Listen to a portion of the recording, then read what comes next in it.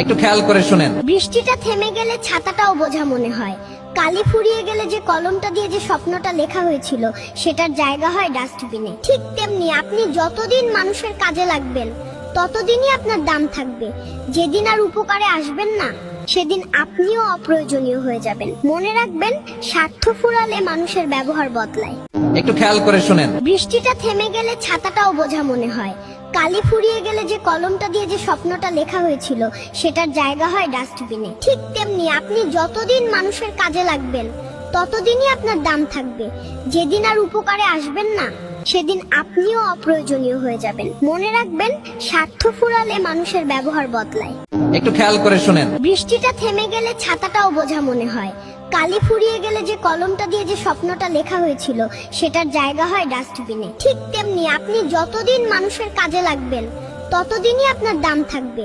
যেদিন আর উপকারে আসবেন না সেদিন আপনিও অপ্রয়োজনীয় হয়ে যাবেন। মনে রাখবেন, স্বার্থ ফুরালে মানুষের ব্যবহার বদলায়।